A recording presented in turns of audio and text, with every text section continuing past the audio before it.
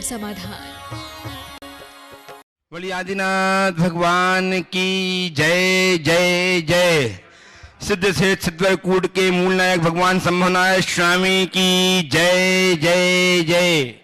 वर्तमान शासन भगवान महावीर स्वामी की जय जय जय।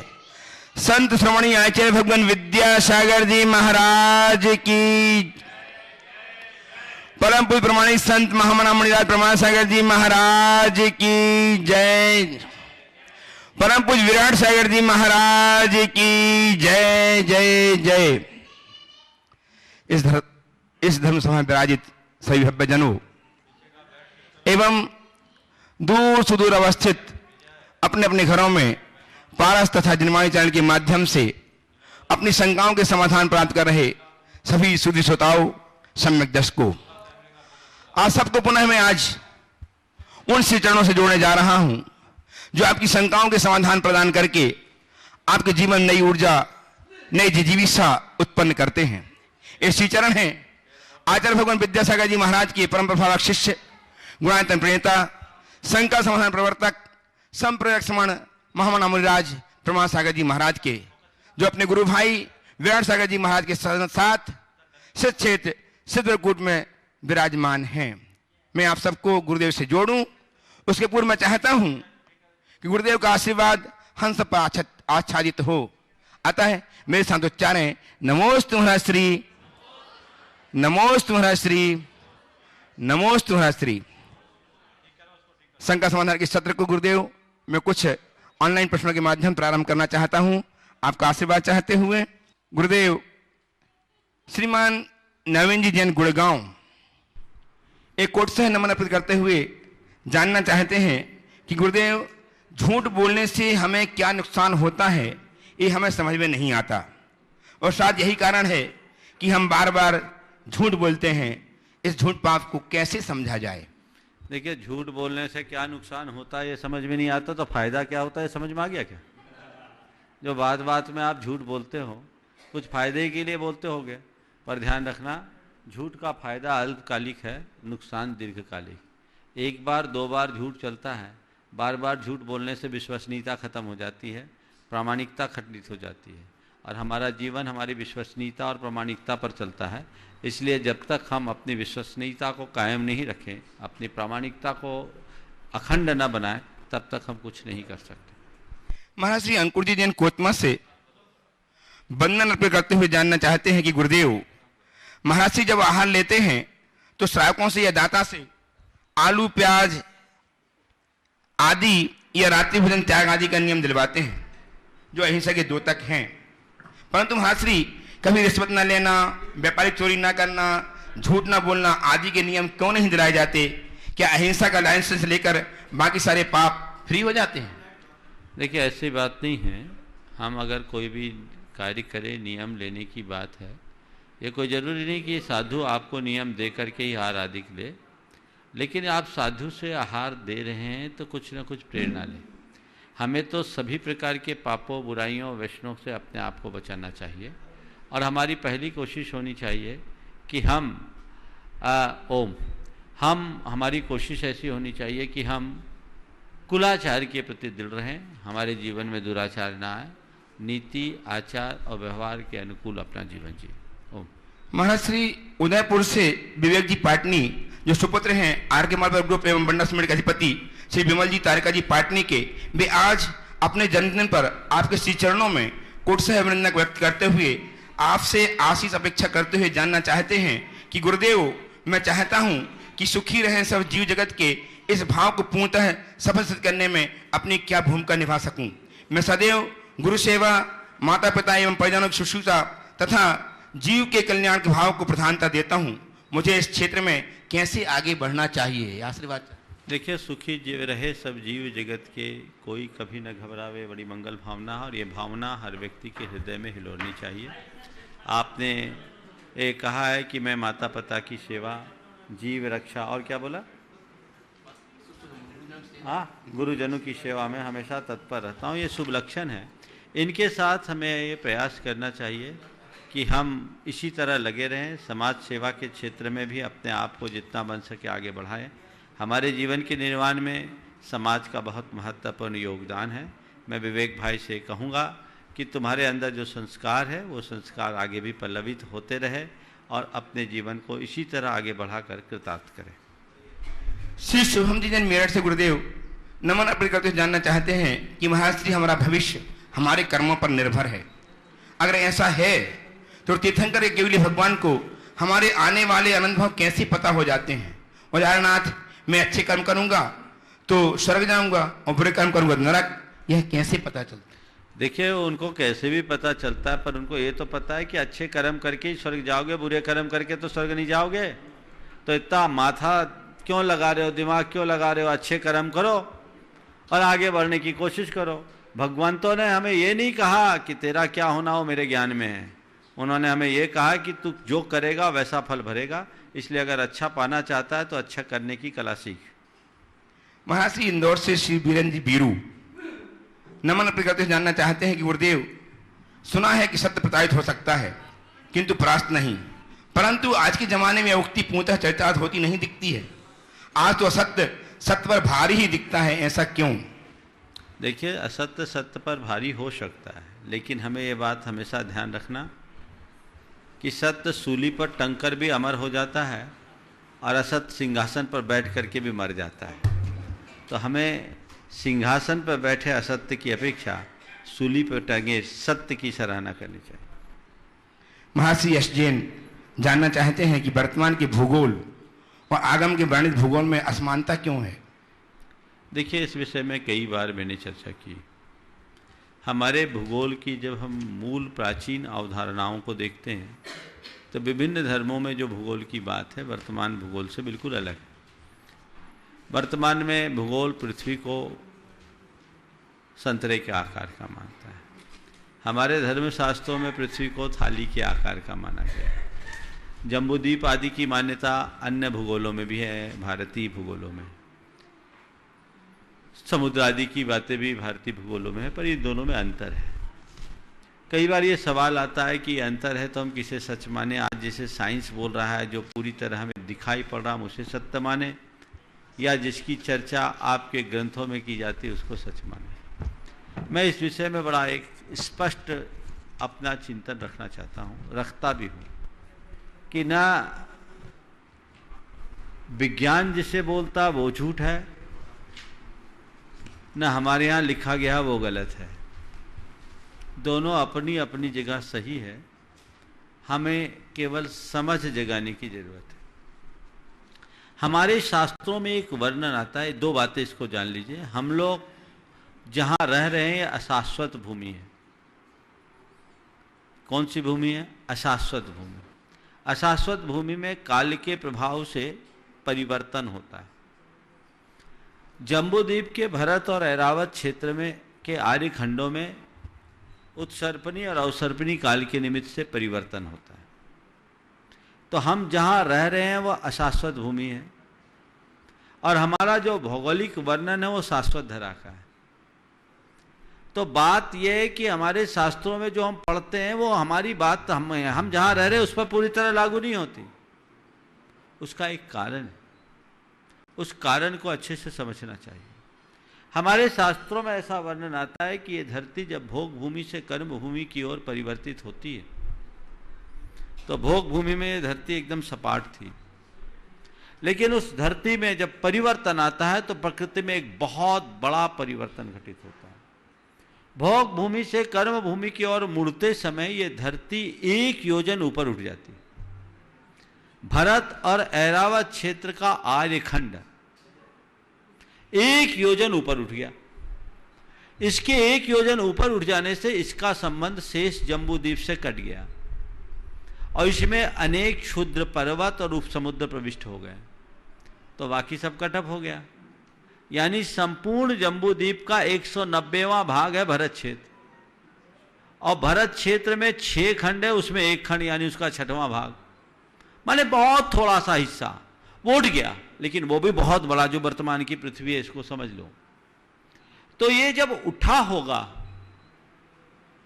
तो ऐसे तस्तरी की भांति तो नहीं उठा होगा, एक बहुत बड़ा भौगोलिक परिवर्तन हुआ होगा और धरती पर एक बहुत बड़ा विस्फोट हुआ होगा, ऊर्जा का संचार हुआ होगा।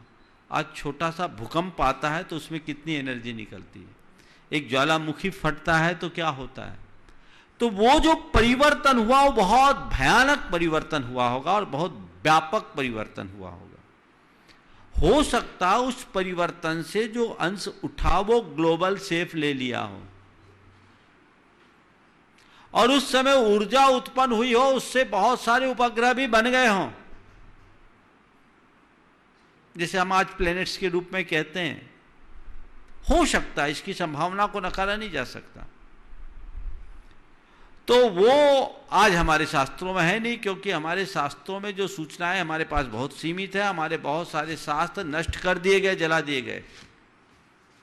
तत्वार्थ सूत्र पर आचार्य समर्थ भद्द महाराज ने गंधहस्ती महाभाष्य नाम का एक महाग्रंथ लिखा था। कहते हैं वो जर्मनी में कहीं है।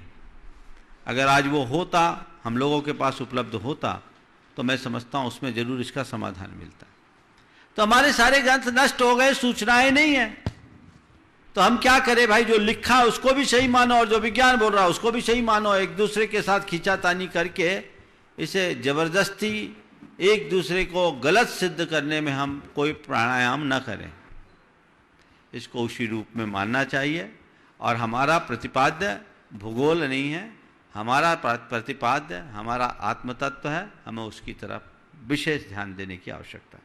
महाश्री आरजू जी कासलीवाल मुंबई से आपके चरणों में कोट से वंदन करते हुए जानना चाहती हैं कि गुरुदेव मंदिर में संसार दर्शन का चित्र लगा होता है, उस चित्र को देखकर हमें क्या समझना चाहिए?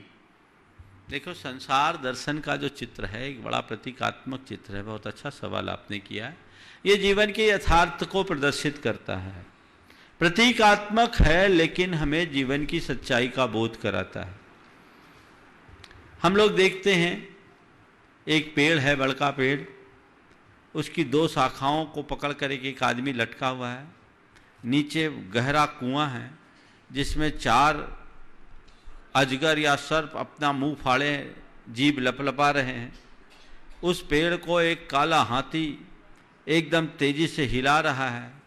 ऊपर उन दोनों शाखाओं को सफ़ेद और काले चूहे कुतर कुतर के खा रहे हैं, और उसे ऊपर मधुमक्खियां हैं, वो उसे चूट चूट के खा रही है।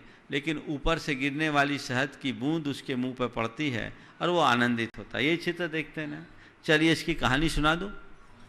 एक आदमी समुद्र से यात्रा कर रहा था।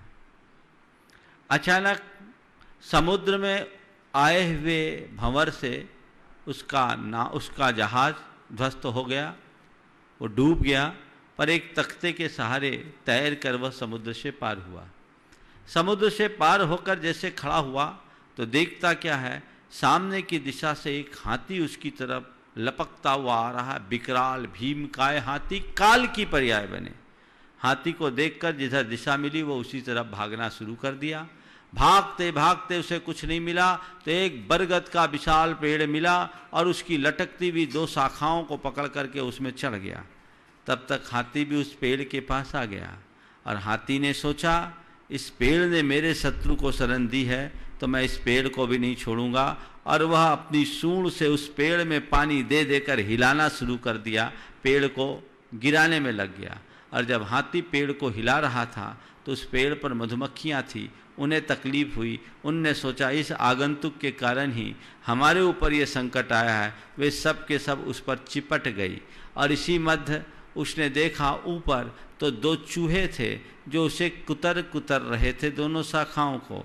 और अचानक उसकी दृष्टि नीचे गई तो दिखा, अरे नीचे तो भयंकर कुआं है और उसमें सांप मुंह फाड़े हैं। अब क्या हुआ? अब तो गिरना ही है। हे प्रभु बचाओ। उसके मुख से ऐसे ही जैसे निकला प्रभु का नाम, उसी क्षण ऊपर से शहद की एक बूंद उसके मुंह में पड़ी। आहा, क्या स्वाद है!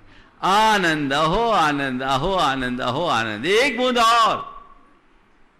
भूल गया सब। तब तक एक विद्याधर अपने विमान से उधर से गुजर रहा था। उसकी धर्मपत्नी ने कहा, ये आदमी बड़ा संकट में दिख रहा है, इसे अगर हम बचा ले तो बच जाएगा। उसने अपने विमान को रोका और रोक करके कहा कि भाई बड़े कष्ट में फंसे हो, देखो चारों तरफ काल तुम पर मंडरा रहा है, हाथी इस पेड़ को अपना तब गिराएगा, नीचे विकराल सांप है उनके ग्रास तुम बनोगे, ये चूहे देखो जो तुम्हारे दोनों शाखाओं को कुतर कुतर के काट रहे हैं, कभी भी गिर सकते हैं, मधुमक्खियां तुमसे चिपट पड़ी है, चूट चूट के खा रही है, एक काम करो मेरे विमान में आ जाओ, तुम पूरी तरह सुरक्षित हो जाओगे। आता हूं, बस एक बूंद और। हो गया भैया, आ जाओ, बस एक बूंद और। अब हो गया, अब आ जाओ, बस एक बूंद और। जब बार बार कहा, उसने कहा भैया आ जाओ, बोले जाओ काहे खलल डाल रहे हो, एक बूंद और। वो चला गया, अर्शी बीच पेड़ धड़ाम से गिरा और उसका वही हुआ जो होना था। इसका मतलब क्या है? हम जब एक जन्म स्थान से दूसरे स्थान में जाते हैं और जैसे ही हमारा जन्म होता है, आयु रूपी हाथी हमारे ऊपर हमारे पीछे लग जाता है, काल रूपी हाथी हमारे पीछे लग जाता है और हम आयु रूपी बरगद के पेड़ पर लटकते हैं। वो पेड़ है हमारी आयु, उसकी दोनों शाखाएं हैं, कृष्ण पक्ष और हमारे आयु की अवधि जो कृष्ण पक्ष और शुक्ल पक्ष की शाखाएं हैं, और उसे सफ़ेद और काले चूहे शुक्ल पक्ष और कृष्ण पक्ष की भांति काटते हैं। और मधुमक्खियां हैं हमारे परिजन जो सब तरह से अपना उल्लू सीधा करने में लगे रहते हैं, और बीच बीच में भगवान का नाम लेना है पुण्य। नीचे है 4 सांप जो 4 गति के प्रतीक हैं, और बीच बीच में गिरती हुई शहद की बूंद वो उस पुण्य का फल है जिसको भोगने में मनुष्य पागल होता है। और वो है विद्याधर सदगुरु जो कहते हैं आजा धर्म की नाव में, धर्म के विमान में तेरा उद्धार होगा, बस थोड़ा और, एक बूंद और, एक बूंद और, एक बूंद और। इस विषय तृष्णा में वो अपना जीवन बर्बाद करता है। भक्तजनों, आज इस सभा में विराजमान है ब्रह्मचारी अभय जी विदिशा से, जो ट्रस्टी हैं गुणायतन के, और जिनकी 30 मई को कुंभोज के नजदीक आचार्य वर्धमान सागर जी महाराज के करकमलों से, दक्षिण वाले बाहुली वर्धमान सागर जी महाराज के करकमलों से दीक्षा संपन्न होने वाली है, मुनि दीक्षा संपन्न होने वाली है। वे आज उपस्थित हैं, तालियां बजाकर अभिनंदन करें। इन्हें हम अपने पहले से ही भाई मुनिराज को प्रणाम अर्पित करें, आशीर्वाद लें। आज इनका सम्मान करके सिद्धरकूट कमेटी हर्षित होगी, आए सम्मान करें। पिछले 25 वर्षों से श्रीमान अभय जी, ब्रह्मचारी अभय जी गुरुदेव 27 वर्षों से गुरुदेव से जुड़े हैं, साथ ही गुणायतन में अपना सहयोग अर्पित करके अपने जीवन को धन्य किया है। ऐसे आपकी तालियां लग रहा है बजती रहनी चाहिए। ऐसे भव्य मना पुरुष इस समय विराजमान है, लगातार आपकी तालियां करतल ध्वनि आपकी इनका सम्मान करती रहे। भावी मुनिराज का आज हम वंदन करके हर्षित हो रहे हैं, क्षेत्र भी हर्षित हो रहा है। कभी ये मुनिराज बनकर यहाँ क्षेत्र में दर्शनार्थ आएंगे, और जहाँ यहाँ से 2 चक्री और 10 काम का मोक्ष गए हैं, अपनी गतिशीलता यहाँ से बढ़ाएंगे। अब प्रश्न करके, अपना प्रश्न करके। शंका करना तो मेरी बुद्धि में नहीं है, परंतु प्रश्न उठता है तो आपके जिससे चरणों में यदि समाधान नहीं मिला तो फिर कहाँ जाऊँगा। भगवान, एक ही शंका आती है कि जिस परिजन से पूरा जीवन निकालते हैं उससे तो राग तोड़ने में क्षण लगता है, और जहाँ गुरु चरणों से राग लगता है जो अल्प समय का रहता है, उससे राग छोड़ने में बरसों लगते हैं, वो क्यों नहीं छूटता? देखो, बहुत अच्छा सवाल है कि जिनको हमने बसाया, बढ़ाया, जीवन बिताया, उनका राग एक पल में टूट जाता है, पर गुरुजनों का राग जो थोड़े देर के लिए होता है लेकिन अटूट होता है, बढ़ता ही जाता है। ये क्यों? इसकी एक वजह है। गुरुओं का राग विकास के लिए होता है, समझ गए? ये विकास के लिए होता है, हमें आगे बढ़ाता है। राग राग है लेकिन दोनों में अंतर है। लाली लाली है पर एक सुबह की एक शाम की है, समझ गए? सुबह की लाली हमारे अंदर ऊर्जा भरती है, हमें उत्साहित करती है, और शाम की लाली अंधेरा लाती है। घर परिवार संसार का राग शाम की लाली है जो डुबाने वाली है, और गुरुजनों का धर्म का अनुराग सुबह की लाली है जो हमारे जीवन को विकास का कारण है। तो गुरुओं का राग जीवन के विकास का आधार होता है, इसलिए उत्तरोत्तर बढ़ता है और हमारा उत्साह भी बढ़ता है। और घर परिवार में रोज खटर पटर होते, 50 बरस तक जहां रहे हो तो रोज खटपट, बिना खटपट के किसी की गृहस्थी नहीं चलती। वो तो थोड़ी बहुत होगी, तो वो खटपट खटपट खटपट खटपट चलती है ना, तो सोचते चलो मुक्ति हो जाए। एक्चुअल में अंतर ये है, वो जंजाल है। क्या है? गृहस्थी जंजाल है और ये जहाज है। जंजाल से छूटकर जहाज में सवार होना कौन नहीं चाहेगा? समझ गए? तो गृहस्थी के जंजाल से छूट करके जहाज में सवार होने के लिए आगे होते हैं, तो उनका अपने आप सब कुछ सिमट जाता है, ज्यादा कुछ कहने और करने की जरूरत नहीं होती। तो ये गृहस्थी का अपना अनुभव है। आपने 50 साल से अधिक गृहस्थी, कितने साल हो गए? 45 साल तक गृहस्थी चलाई है। अब आगे आप बढ़ने जा रहे हैं। मैं तो यही कहूँगा, जो लक्ष्य लेकर के चले हो उसमें आगे बढ़ो और हमारा जीवन बीत रागता के पथ पर उत्तरोत्तर अग्रसर हो, इसी भाव का आशीर्वाद। आइए उंगली पकड़ के उस मार्ग पर लाए तो आप। चलो चलिए, आइए मंजुला जी उपस्थित हो और तैयार हैं श्रीमान राजन जी जैन, अध्यक्ष महेश्वर जैन समाज, मंजुला जी के साथ। मीता जी उपस्थित हो। हे गुरुवर, आपके चरण पवित्र माहिष्मती नगरी महेश्वर में पड़े इस मंगल भावना के साथ मेरे व पूरे महेश्वर समाज की ओर से त्रिबार नमोस्तु भगवान। जब मन कमजोर होता है परिस्थितियां समस्या बन जाती है, जब मन स्थिर होता है परिस्थितियां चुनौती बन जाती है, और जब मन मजबूत होता है परिस्थितियां अवसर बन जाती है। तो हे गुरुवर, मन को स्थिर बनाने व मजबूत बनाने के लिए किस सीमेंट का उपयोग करें कि माध्यस्थ भाव का सुंदर भवन निर्मित हो जाए और यह जीवन शांतिपूर्ण व्यतीत हो जाए। नमोस्तु गुरुवर। जब परिस्थितियां विपरीत होती है, समस्याएं आती है, मन स्थिर होता है, चुनौती आती है, और मन मजबूत होता है, मन स्थिर होता अवसर आते हैं, और मन मजबूत होता है तो चुनौती आती है। यही बोला ना? जब मन मजबूत होता है तो परिस्थितियां अवसर बन जाती है। बिल्कुल ठीक है। तो समस्या, चुनौती और अवसर, आपने कहा है किस सीमेंट का उपयोग करें कि हम सब चुनौतियों का सामना करते हुए अवसर पाकर एक मजबूत भवन बना सके, जिसमें आनंद से रह सके। देखिए, सीधी सीधी बात है, जब भी समस्याएं सामने आए उनसे हारिए मत, उन्हें हराने की कला सीखिए। जो व्यक्ति समस्याओं के आगे घुटने टेक देता है वो कहीं नहीं रहता, और जो समस्याओं का सामना करता है वो सब कुछ पा जाता है। सबसे पहली बात मैं आपसे कहूंगा, जब तुम्हारे सामने इतनी सी समस्या हो, देखो ध्यान से मेरी उंगली को, तुम्हारे सामने इतनी समस्या हो, तुम अपने आप को इतना बढ़ा लेना। क्या करना? इतनी समस्या है तो अपनी शक्ति समस्या में मत लगाओ, समस्या को घटाने में अपनी शक्ति मत लगाओ, स्वयं को बढ़ाने में अपनी शक्ति लगा लो। समस्याएं अपने आप छोटी हो जाएगी और वो चुनौती आके अवसर बनेगी जो जीवन की एक उपलब्धि बन जाएगी। नमोस्तु गुरुवर। आइए दिगंबर जैन समाज महेश्वर के अध्यक्ष श्रीमान राजन जी जैन, श्रीमती मंजुला जी के साथ, और तैयार हैं श्रीमती प्रेमलता जी जैन, तिलक नगर इंदौर से।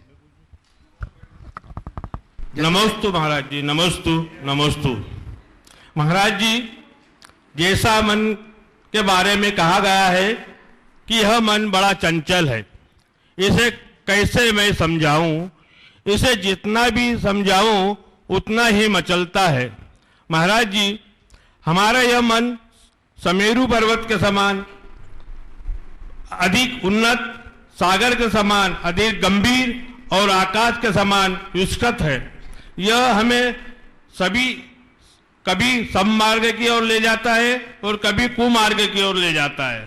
तो महाराज जी, इसे हम कैसे स्थिर रखें और मन की इस निर्कुंज प्रवृत्ति पर कैसे विजय पाए?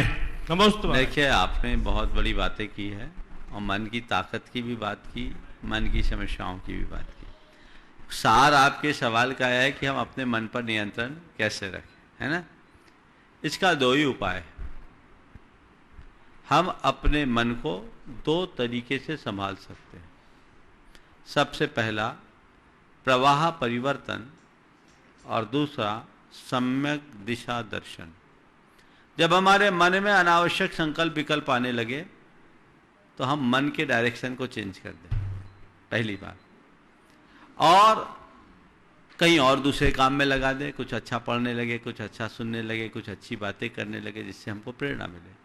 मन का वेग शांत हो तो फिर हम अपने मन को सेल्फ एडवाइस देना शुरू करें, अपने आप सजेशन देना शुरू करें। नहीं, ये कार्य मेरे अनुकूल नहीं है, मुझे ये कार्य नहीं करना चाहिए, ये किसी भी अर्थ में अच्छा नहीं है। यदि ये सब बातें हम ध्यान में रखेंगे सब ठीक। आइए श्रीमती प्रेमलता जी तिलक नगर इंदौर से तैयार हैं डीपीएस डायरेक्टर। बोलिए बोलिए, आप बोलिए। हाँ महाराज जी, त्रैवार नमोस्तु नमोस्तु नमोस्तु। जैसा कहा है, भावना भव नाशिनी। हम संसारी गृहस्थियों के कोई ना कोई विचार, चिंतन, इंद्रिय व मन के माध्यम से चलते ही रहते हैं। अनादि से काम भोग बंद की कथाएं, निंदा आलोचना, राग द्वेष कर हम अपने संसार परिभ्रमण को बढ़ा रहे हैं और दुखी हो रहे हैं। इन सब को किस प्रकार छोड़कर अपना आत्मकल्याण करें व मोक्ष मार्ग को प्रशस्त करें, ऐसा उपाय बताएं। कभी गलती से गलत गाड़ी में बैठ जाते हैं और पता लग जाता है कि हम गलत गाड़ी में बैठ गए, तो फिर क्या करना होता है? बोलिए तो। उतरना पड़ेगा। उतरना पड़ेगा। आपको पता लग गया कि मैं गलत गाड़ी में बैठी हूँ, तो बस गाड़ी बदलने की चेष्टा कीजिए और कुछ करने की जरूरत नहीं है। अपनी चिंतन की दिशा बदलिए, सोच को बदलिए। जीवन में एक आध्यात्मिक संकल्प प्रकट होना चाहिए, आध्यात्मिक दिशा होनी चाहिए, आध्यात्मिक जागृति होनी चाहिए।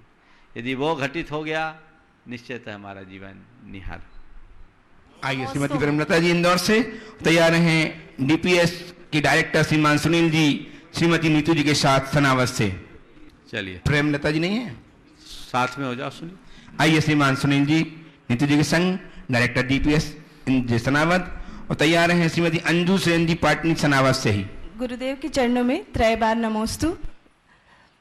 गुरुवर, ऐसा देखने में आता है कि कर्म जो हम करते हैं उसका आधार भय या कोई चाह या लोभ होता है। तो कर्म भी आधारहीन हो सकता है क्या? यदि हाँ, तो कैसे, क्या वह सत्कर्म होगा? बहुत अच्छा सवाल आपने किया है। मनुष्य के द्वारा प्रवर्तित जितने भी कर्म हैं, कर्म से तात्पर्य उनकी जो भी क्रियाएं प्रायः भय, लोभ या स्नेह के वजह से होती है। आपने कहा है कि क्या कर्म निरपेक्ष नहीं हो सकते? आपके प्रश्न का भाव है, मैं उसे थोड़ा संशोधित कर रहा हूँ। और सापेक्ष वृत्ति से अपनाए गए कर्म को क्या हम सत्कर्म की संज्ञा दे सकेंगे? देखिए, दो स्थितियाँ होती है मनुष्य की। एक वो जो स्पृहा सहित होती है, साकांक्ष होती है, और एक निष्प्रह दशा होती है, निष्कांक्ष होती है। प्रारंभिक भूमिका में रहने वाले सभी लोग इच्छा सहित होते हैं, आकांक्षा सहित होते हैं, तो उनके द्वारा किया गया सब कर्म किसी न किसी इच्छा, अपेक्षा से जुड़ा होता है। आपने ये सवाल भी जो किया है वो किसी इच्छा से प्रेरित होकर के ही किया है। इच्छा मात्र को हम गलत नहीं कहते हैं। इच्छा होती है भूमिका अनुरूप। जो जो साधक का साधना स्तर बढ़ता है वो इच्छा से अनिच्छा की ओर बढ़ता जाता है, और जब वह पूरी तरह अनिच्छा की स्थिति में आ जाता है तो एकदम निष्कांक्ष बन जाता है। वो कर्म नहीं करता, कर्म योगी बनता है। उस कहता है कर्मण्येव अधिकारस्ते माँ फलेषु कदाचन की उक्ति उसके जीवन में चरितार्थ होती है। लेकिन निचली भूमिका में अगर कोई व्यक्ति है तो इच्छाओं को हमें थोड़ा देखना होगा। किस प्रकार की इच्छा है? सदिच्छा है या असदिच्छा है? सद इच्छा से प्रेरित होकर किए गए कर्म को सत्कर्म कहेंगे, और असद इच्छा से प्रेरित के कर्म को खट कर्म कहेंगे। हमें खट कर्म से सत्कर्म की ओर मुड़ना है, पर हमारा लक्ष्य सत्कर्म नहीं है, हमारा लक्ष्य तो निष्कर्म होना है, कर्मातीत होना है। इच्छा ही समाप्त हो जाए, क्रिया रहे कर्म न रहे। जब क्रिया के साथ इच्छा है तब तक कर्म है, इच्छा समाप्त हो गई वो अकर्म हो गया, निष्कर्म हो गया, कोरी क्रिया है। वो भूमिका उत्तम साधना की भूमिका होती है।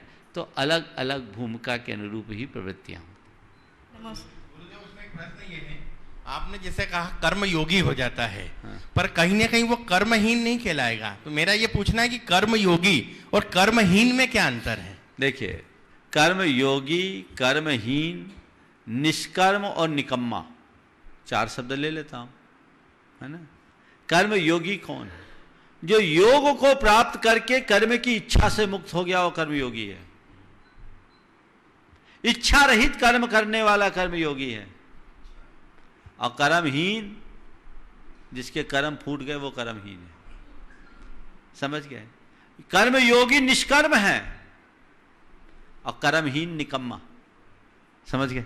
चलिए आइए, श्रीमती अंजू सुरेंद्र पाटनी सनावत से तैयार हैं श्रीमती पुष्पा जी इंदौर से। हे गुरुवर, नमोस्तु नमोस्तु नमोस्तु। मैं अंजू पाटनी सनावत से बोल रही हूँ कि आजकल मंदिरों में जो पंचमेरु रखते हैं, तो वो पंचमेरु मतलब प्रतिमा प्रतिष्ठित होते हैं, ऐसे ही पंचमेरु रख सकते हैं या छोटे पंचमेरु रखने से अमंगल होता है, ऐसा बोलते हैं? देखिए, पंचमेरु को लोग वेदियों में रखने लगे हैं। मुझे इसका किसी भी प्रतिष्ठा शास्त्रों में विधान देखने को नहीं मिला। पंचमेरु बिंब नहीं है, एक प्रकार की रचना है। उसमें जो भगवान के अक्ष उभारे रहते हैं, एकदम ऐसे होते हैं जो घिसे पीटे होते हैं, पूरे दिखते भी नहीं। वो प्रतिष्ठेय नहीं होते, प्रतिष्ठा के योग्य नहीं होते। वो पंचमेरु आदि की शुद्धि करके मंदिरों के भंडारे में रखना चाहिए, ताकि कभी पंचमेरु आदि के विधान की रचना की जाए तो उसमें रखा जाए। पुराने समय में पंचमेरु होते थे अलग तरह के, जिसमें गजदंत आदि भी बने रहते थे, और उनमें भगवान के बिंब ऐसे होते थे जो स्पष्ट दिखते थे।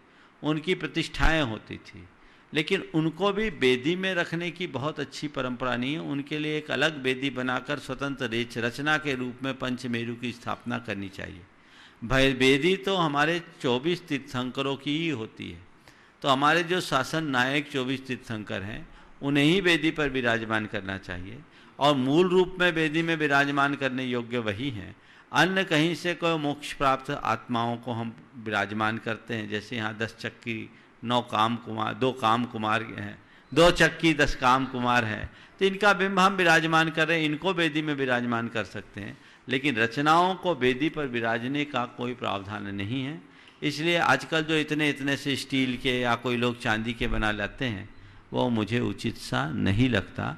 बहुत सारे प्रतिष्ठाचार्य इसका निषेध करते हैं। अब कुछ लोग एक दूसरे के दबाव प्रभाव में इसका प्रयोग कर लेते हैं, पर वो मुझे औचित्यपूर्ण नहीं दिखता।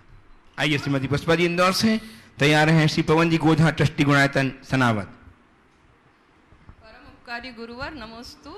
गुरुवर, स्वर्ग के बारे में भी जानते हैं, नरक के बारे में भी जानते हैं, लेकिन ये भोग भूमि क्या होती है? देखिए, स्वर्ग और नरक तो हम लोग जान लिए, भोग भूमि बीच की दशा है। भोग भूमि वह अवस्था है जहाँ मनुष्यों और पशु पक्षियों का वास होता है, और उन्हें अपने दैनिक जीवन के निर्वाह के लिए कोई कर्म नहीं करना पड़ता।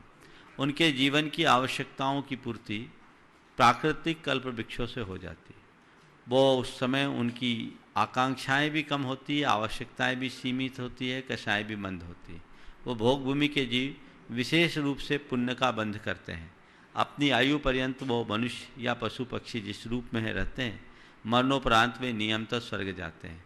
तो इसे हम दूसरे तरीके से कहें कि हमने दान आदि करके कुछ पुण्य पाया, और उस पुण्य में कुछ कसर हो गई, तो बीच में हम एक्स्ट्रा पुण्य का भोग करने के लिए भोग भूमि में जाते हैं, और बैलेंस पुण्य को भोगने के लिए वापस स्वर्ग जाते हैं।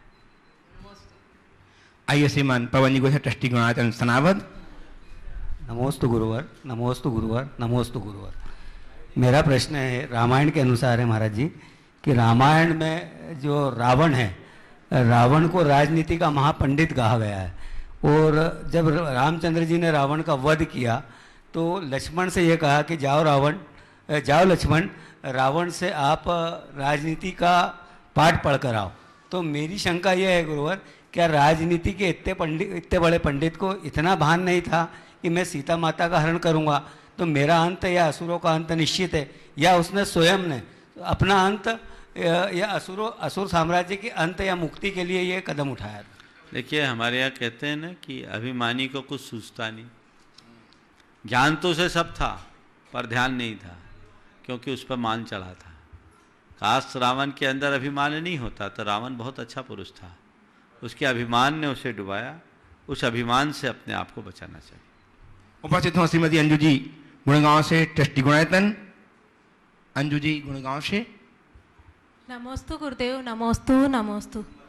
बोलिए गुरुदेव, लास्ट ईयर आईटी मार्केट में कुछ बहुत ज़्यादा स्लो डाउन रहा, बहुत सारे लोगों की जॉब भी गई, और बाकी कुछ इंडस्ट्रीज़ में भी हम देखते हैं कि जैसे जेट एयरवेज पूरी तरह से बंद ही हो गई। तो जो वहाँ के एम्प्लॉयज़ होते हैं उनके प्रति हमारा क्या कर्तव्य है, और सभी लोगों को ऐसा क्या प्रयास करना चाहिए जिससे कि किसी के ऊपर भी ऐसा ना हो? देखिए, आपने बहुत गंभीर सवाल खड़ा किया है। अगर हम सद्भावना और संवेदना की दृष्टि से देखते हैं तो किसी का भी अगर उसकी जीविका जाती है तो ये तो बहुत अच्छी बात नहीं है, उससे पूरा परिवार प्रभावित होता है। तो सबसे पहले हम लोगों के मन में सद्भावना होनी चाहिए कि किसी की जॉब छूटे नहीं, और छूट गई तो कहीं ना कहीं वैकल्पिक जॉब उसे मिले, ये प्रयास हमारा होना चाहिए। अब बाकी बातें तो प्रैक्टिकल नहीं होगी कि मैं कहूँ कि जॉब छूट जाए तो तुम उसको और तरह से मदद करो, ये उचित नहीं। पर जिनकी जॉब छूटती है उन्हें हताश नहीं होना चाहिए।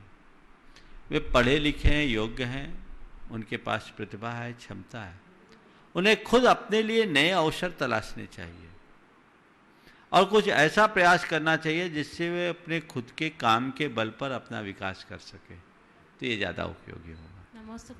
श्री कमल जी जैन संगीतकार बड़वास उपस्थित हों, उसके पूर्व महाश्री एक ऑनलाइन प्रश्न अभी मेरे पास आए। कमल जी जैन संगीतकार बड़वास उपस्थित हों और तैयार रहें आशीष जैन, जैन बस बड़वाह। गुरुदेव नमोस्तु नमोस्तु नमोस्तु। ये रिश्ता चाहे कोई भी हो, हीरे की तरह होना चाहिए, दिखने में छोटा सा किंतु अनमोल होना चाहिए। तो आज के इस परिवेश में रिश्तों को अनमोल कैसे बनाए रखें गुरुदेव? देखिए, रिश्तों को अनमोल बनाने के लिए कुछ नहीं करना है। हमारे अंदर रिश्तों की समझ सही होनी चाहिए और संवेदना अंदर से होनी चाहिए। यदि हमारी समझ, संवेदना, हम एक दूसरे की भावनाओं को समझने लगे तो सारे रिश्ते बहुत अच्छे से निपटते हैं। रिश्ते बुद्धि से नहीं चलते, भावनाओं से चलते हैं, तो हम भावनाओं का ख्याल रखें। आइए आशीष जैन, जैन बस बड़वाह और तैयार हैं श्रीमान आशीष जैन, NDC। गुरुदेव के चरणों में 3 कोटि नमोस्तु नमोस्तु नमोस्तु। गुरुदेव, मेरा क्वेश्चन है कि संसार में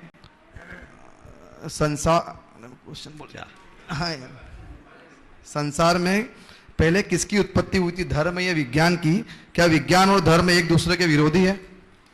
देखिए, विज्ञान और धर्म की बात जहाँ तक है, दोनों की अपनी अपनी दिशा है, दोनों अपना अपना काम करते हैं। आपने पूछा किसकी पहले उत्पत्ति हुई।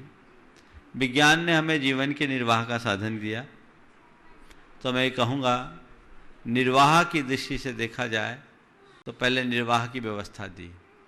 भगवान ऋषभदेव ने बीज का आविष्कार किया, हमें कृषि करने का उपक्रम बताया, तो उस काल में उनने सारे कृषि उपकरण भी बताए। ये एक प्रकार का विज्ञान है।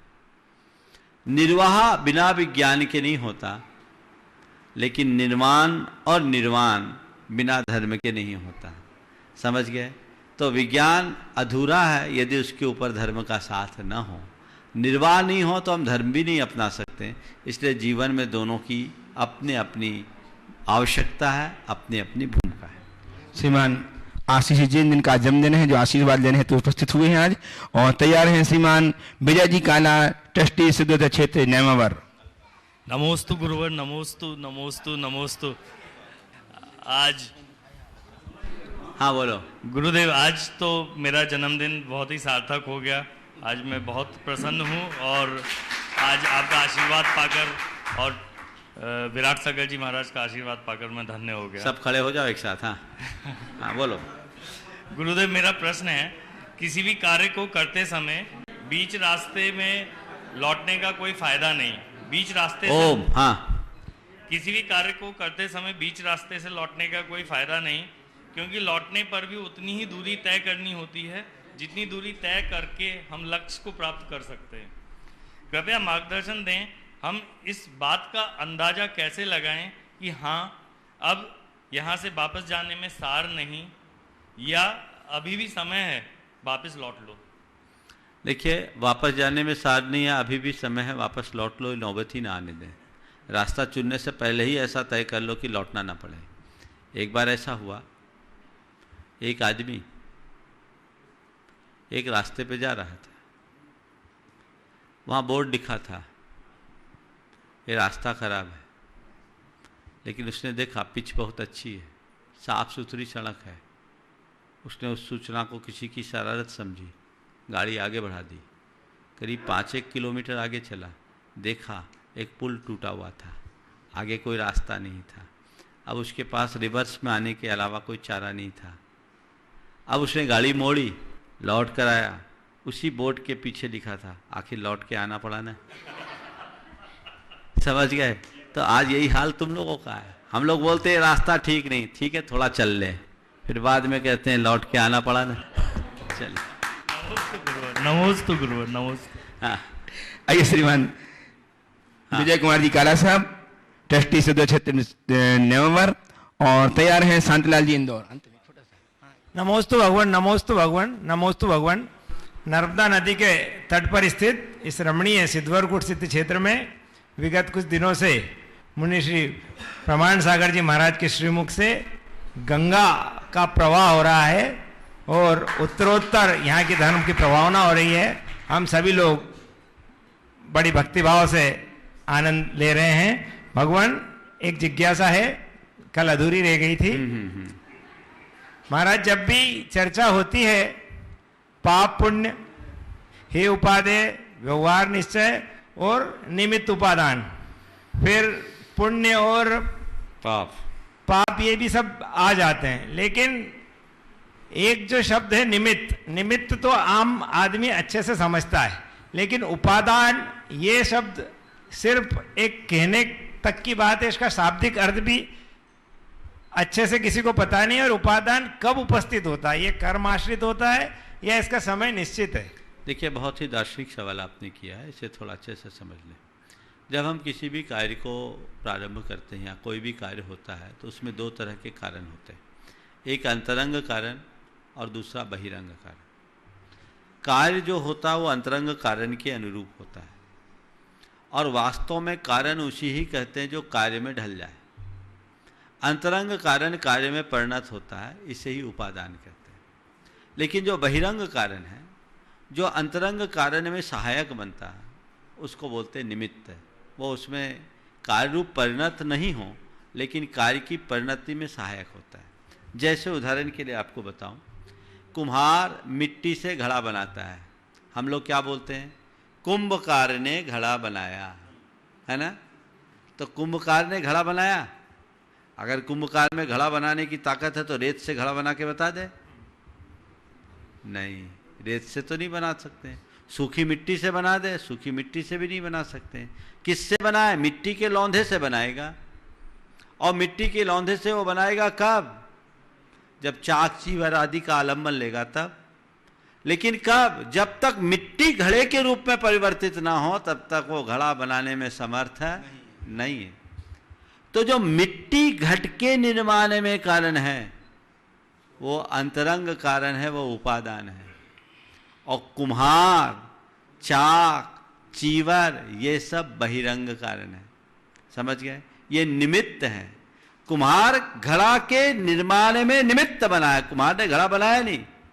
लेकिन बिना कुम्हार के घड़ा नहीं बन सकता।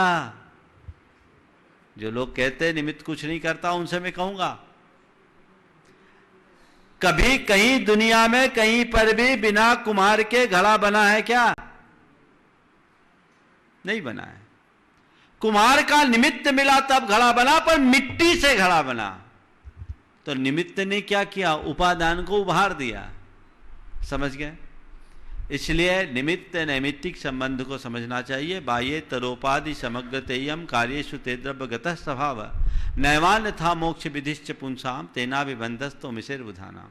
किसी भी कार्य की उत्पत्ति बाह्य और अंतरंग कारणों के निमित्त से ही होती है, एक के द्वारा नहीं। जब तक दोनों कारण पूर्ण नहीं होते तब तक नहीं होता। अध्यात्म के क्षेत्र में निमित्त की तरफ हमारी क्या दृष्टि होनी चाहिए? मैं अनेकांत का अनुयायी हूं, अनेकांत की दृष्टि से कहता हूं।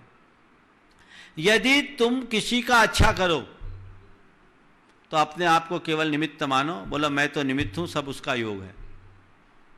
तुम्हारे द्वारा तुम्हारे लिए कोई अच्छा करे, जिंदगी भर उसे आभार मानो कि ये उसके निमित्त से हुआ, नहीं तो मेरे पास योग्यता कहां थी। तुम्हारे लिए कोई गलत करे, सोचो वो गलत करने वाला कहां, वो तो केवल निमित्त बन करके आया है। कर्म तो मेरा है जो मेरे साथ गलत हो रहा है। लेकिन तुम कभी किसी के गलत करने की बुद्धि आए नहीं, मुझे गलत निमित्त नहीं बनना, नहीं तो परिणाम बिगड़ जाएगा। ये दृष्टिकोण रखोगे, व्यवस्थित संभला रहेगा। शांतिलाल जी उपस्थित हैं, उसके पूर्व महाराज श्री एक ऑनलाइन प्रश्न मेरे पास आया हुआ है जिसे मैं प्रस्तुत करना चाह रहा हूं। क्या क्या रह गया था आपका? तो सबको समझ में आता है, लेकिन उपादान अपने समय से ही आता है। इसका समय निश्चित है, कर्म से आश्रित होता है। निमित्त उभार देता है। अगर कुम्हार घड़ा बनाते बनाते चिलम बनाने का मन बना ले तो चिलम भी बन जाएगा।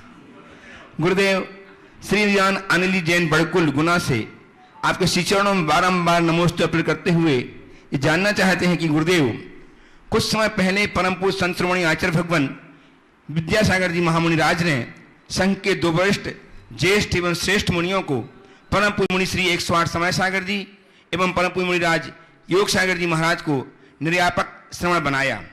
लेकिन इसके बाद से बहुत सारे लोग, जिनमें अधिकतर साधु और आचार्य भी हैं, इस बात को लेकर अनेक प्रश्न उठा रहे हैं कि इन्हें ही क्यों निर्यापक बनाया गया, उत्तर भारत का ध्यान क्यों नहीं रखा गया। आज एक वीडियो देखा जिसमें आचार्य श्री विश्व सागर जी ने पूज्य मुनि श्री सुधा सागर जी एवं आपके नाम का भी उल्लेख किया कि इनको भी योग्यता है। गुरुवर, कि आपके मन में निर्यापक मुनि बनने की इच्छा है? क्या आप निर्यापकाचार्य बनना चाहते हैं? और इसके साथ ही आचार्य श्री विश्व सागर जी ने हथकरघा पर टिप्पणी करते हुए कहा कि इस योगी को हथकरघा के धागे के प्रचार में लगा दिया गया, समय सार को नष्ट कर दिया। गुरुवर, इस विषय में आपका क्या विचार है? आचार्य भगवान का निर्यापक बनाने की प्रतिक्रिया प्रति क्या दृष्टिकोण है? गुरुवर, हम आपके माध्यम से जनता को बताना चाहते हैं, कृपया मार्गदर्शन करें। देखिए, कुछ बातें ऐसी होती है जिसे हमें बहुत समझ करके बोलना चाहिए। सबसे पहले आचार्य महाराज के द्वारा हमारे संघ के वरिष्ठ मुनियों को निर्यापक श्रमण के रूप में प्रतिष्ठापित किया गया, तो ये उनका अपना विवेकपूर्ण निर्णय है। इस निर्णय पर किसी को प्रश्न उठाने का अधिकार ही नहीं है। वे आचार्य हैं और आचार्य जानते हैं कि उन्हें संघ का संचालन कैसे करना है, वो उसी तरीके से कर रहे हैं। किसी को प्रश्न उठाने का कोई अधिकार ही नहीं बनता। हम इतना जानते हैं कि हमारे आचार्य महाराज आगम चक्षु साहू की उक्ति पर पूरी तरह खरे उतरते हैं। वे जो भी करते हैं और कहते हैं वही कहते हैं जो आगम के विधि विधान से जुड़ा हुआ है। आपने जिसकी चर्चा की, मुझे भी कुछ दिनों पहले लोगों ने वीडियो सुनाया था, मैंने सुनकर उसे अनसुना कर दिया। बस एक धारणा मेरी उससे सुन करके जरूर बदली कि मैं जिनकी वीडियो की चर्चा आपने की, मैं सोचता था कि ये बड़े अच्छे हैं, और मेरी धारणा है कि अच्छे लोग फालतू बातों में नहीं लगते। लेकिन जिस तरह की बातों को सुन करके मुझे थोड़ा आश्चर्य सा हुआ। खैर, जो भी है, आचार्य महाराज ने जो किया उसमें उनसे निर्यापकाचार्य शब्द का एक प्रयोग किया गया। सबसे पहली बात तो यह है कि निर्यापक श्रमण और निर्यापकाचार्य के अंतर को हमें अच्छे से समझना चाहिए। आचार्य महाराज ने कोई भी निर्यापकाचार्य नहीं बनाया, न ही किसी प्रकार के उत्तराधिकारी की बात की। और मैं तो आप सबसे कहता हूं, अभी किसी को सोचना भी नहीं चाहिए हमारे आचार्य महाराज शतायु होंगे, अभी हमें उत्तराधिकारी की बात ही नहीं सोचना। युगांतरों तक हमें उनका शासन मिलेगा। अभी उत्तराधिकारी की बात सोचना व्यर्थ की कल्पना है और एक प्रकार की कुदृष्टि है। ऐसी दृष्टि किसी के ना हो और ऐसी दृष्टि से हमारे गुरुदेव को सब बचाए। वो निर्यापक श्रमण बनाए। हमें आगम का अध्ययन करना चाहिए। आचार्य कुंद ने प्रवचन सार में बड़े स्पष्ट तरीके से विधान किया है। लिंग गहने तेसिम गुरुत्पब्बज दाय गो होदी छेदेसु उठवगा शेषा निजावगा भनिदा। कि अगर कोई मुनि जिस समय दीक्षा लेता है तो दीक्षादायक गुरु आचार्य होता वो एक ही होता है। गुरु आचार्य होता वो दीक्षादायक होता है। पब्बज्ज दायगो होदी, प्रबज्जा का दायक होता है। लेकिन छेदेसु ठवगा, गुरु ने दीक्षा दे दी, इसके बाद भी संघ में भी और संघ से बाहर भी बहुत सारे श्रमण हैं। गुरु की अपनी व्यस्तता होती है। उनमें बहुत से साधु ऐसे होते हैं जो किसी साधु के कोई विकल्प आदि कहा जाए तो उनका समन करके छेद होने पर उसको व्यवस्थित करे, छेदोपस्थापक बने, उनकी चर्या क्रियागत जो कुछ भी परेशानियां उनका निवारण करके उनका मार्ग प्रशस्त करे, उनको छेदोपस्थापक कहते हैं। आचार्य जयसेन ने उन्हें शिक्षा गुरु या श्रुत गुरु की संज्ञा दी है। वो श्रमण है, आचार्य नहीं। पहली बात तो ये समझना चाहिए। आचार्य तो एक ही होता है, उसे एक वचन कहा, गुरु एक है। निजावगा शेषा भनिदा, शेष अनेक है, बहुवचन बोला। निर्यापक अनेक होते हैं। और ये आचार्य महाराज का अपना दृष्टिकोण। कह सकते इतने वर्षों तक क्यों नहीं किया, उनको जरूरत ही नहीं पड़ी। जब उनको जरूरत पड़ी तो उनने किया, उनका अपना दृष्टिकोण। आज हमारा संघ का इतना बड़ा विस्तार है और ये बहुत बड़े गौरव की बात है कि हमारे गुरुदेव के जितने भी शिष्य हम साधुगण हैं वो उनसे प्रभावित नहीं हैं। हम लोग गुरुदेव से प्रभावित नहीं हैं, उनके प्रति समर्पित हैं। कोई जरूरत ही नहीं पड़ती। एक एक शिष्य समर्पित है, उनकी इच्छा और भावना के विरुद्ध कुछ काम नहीं करते। चाहे हम जैसे 30-30, 32-32, 40-40 साल के मुनिराज हों, चाहे समय सागर जी महाराज, पूज्य समय सागर जी, पूज्य योग सागर जी महाराज हो, कोई भी हो, आज सबका सब पूरा का पूरा संघ उनके प्रति समर्पित है और वो जो कहते हैं उनकी भावना अनुरूप काम करते हैं। गुरुदेव ने जो कुछ भी किया है अपनी दूरदर्शिता पूर्ण दृष्टि को ध्यान में रखते हुए किया है। मैं समझता हूँ इसमें जिन शासन का उद्धार ही होना है। जहाँ तक सवाल है इस पर चर्चा करने का, प्रश्न उठाने का, ये अनधिकृत चेष्टा है।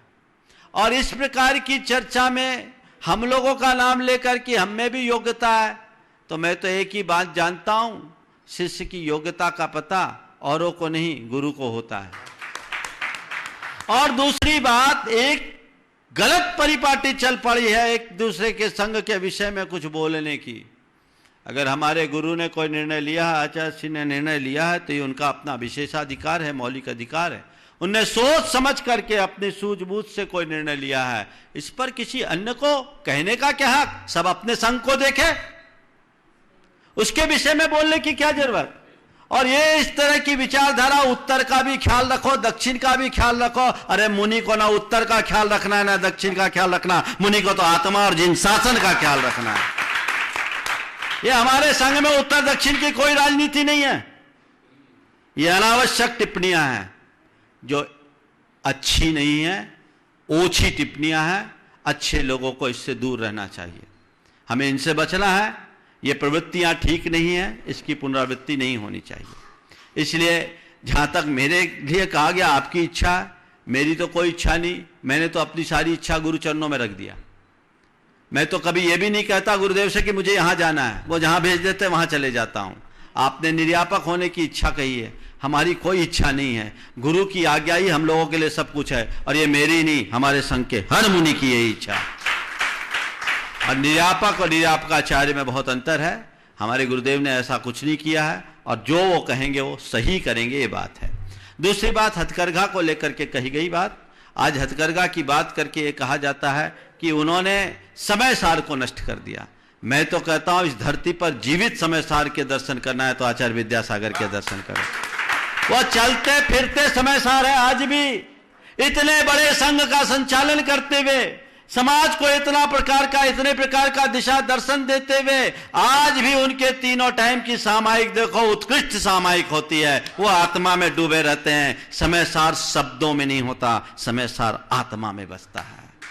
केवल वाणी से समय सार का व्याख्यान नहीं होता, समय सार का असली व्याख्यान तो आचरण से होता, जो कर रहे हैं। और हमारे गुरुदेव समय सार पढ़ाते ही नहीं, हमें समय सार बनाते हैं। उनने एक नहीं अनेकों को समय सार बना दिया।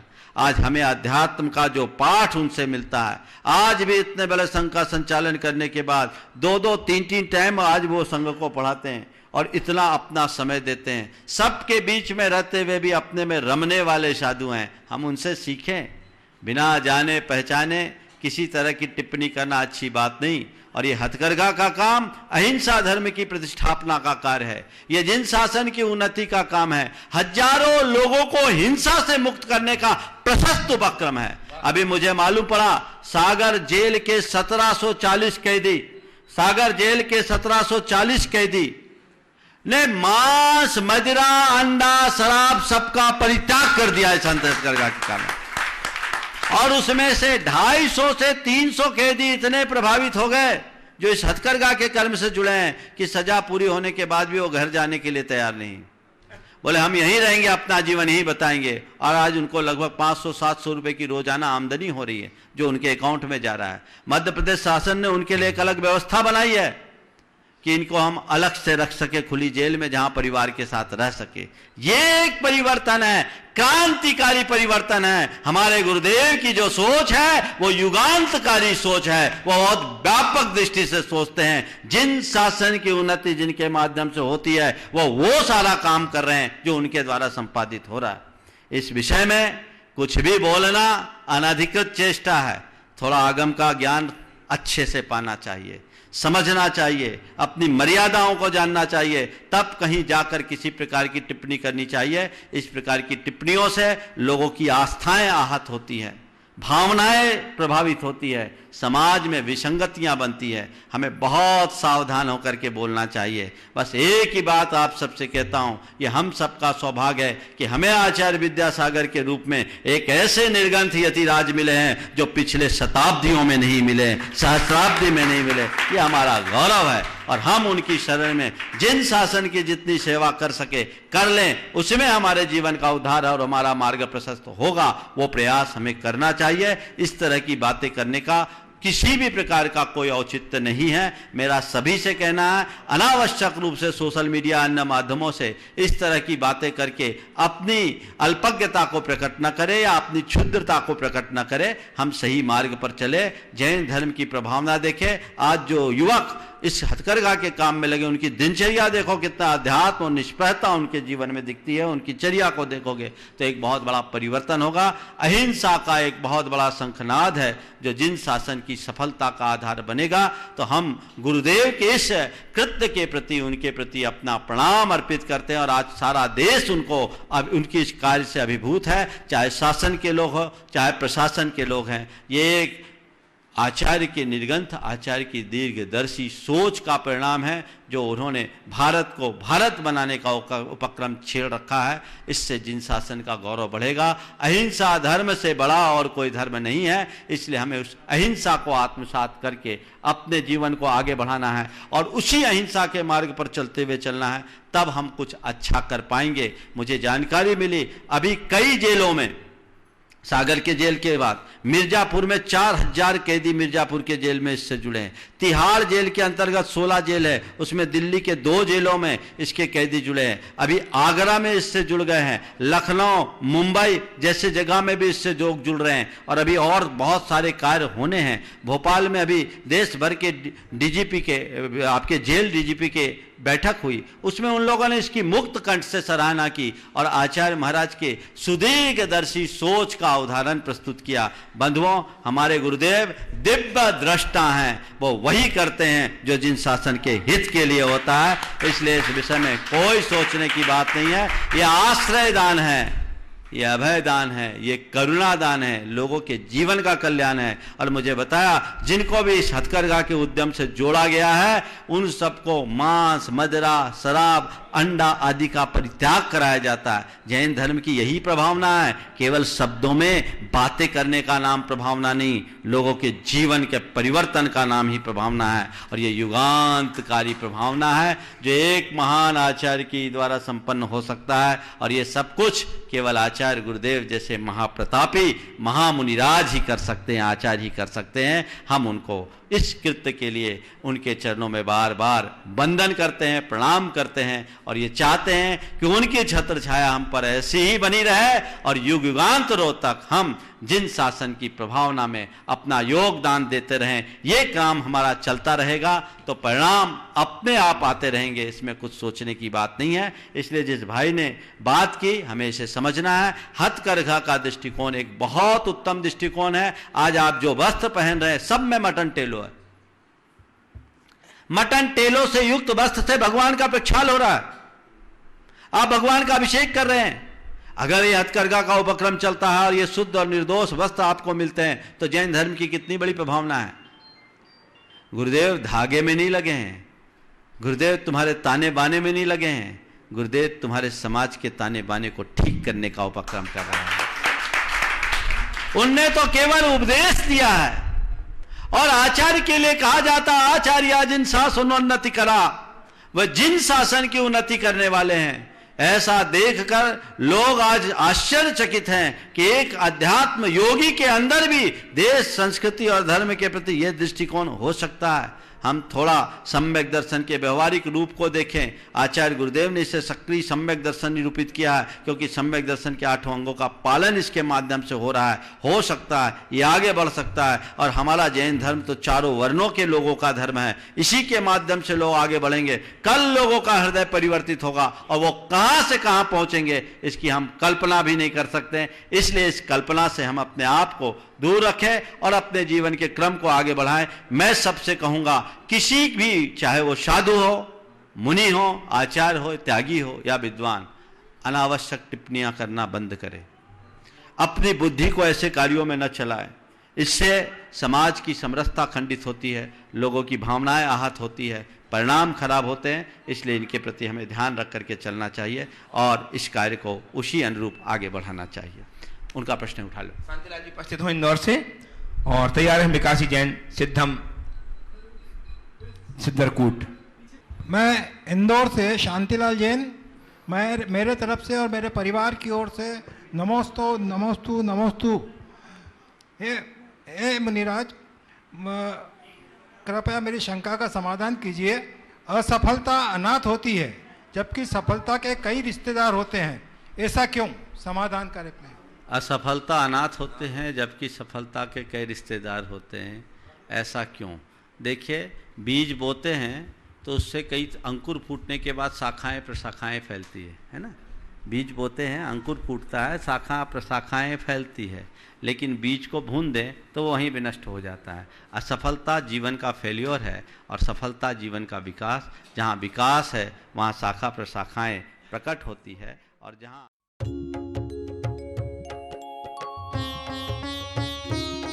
शंका समाधान।